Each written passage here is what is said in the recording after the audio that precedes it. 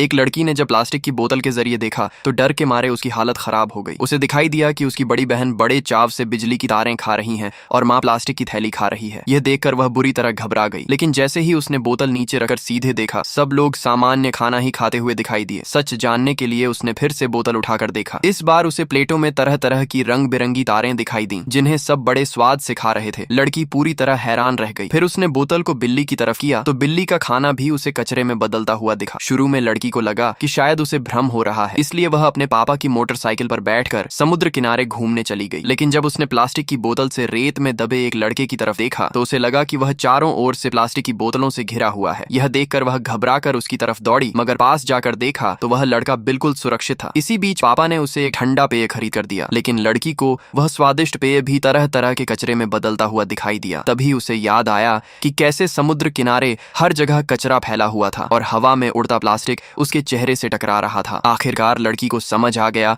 कि लोग जब पर्यावरण की परवाह नहीं करते और जगह जगह कचरा फेंकते हैं तो इससे प्रकृति बुरी तरह प्रदूषित हो जाती है। उसी प्रदूषण की सच्चाई उसे इन डरावने दृश्यों के रूप में दिखाई दे रही थी। उस दिन के बाद से लड़की रोज अपने पापा के साथ समुद्र किनारे जाकर कचरा साफ करने लगी और अपने कर्मों से अपने घर और पर्यावरण की रक्षा करने लगी।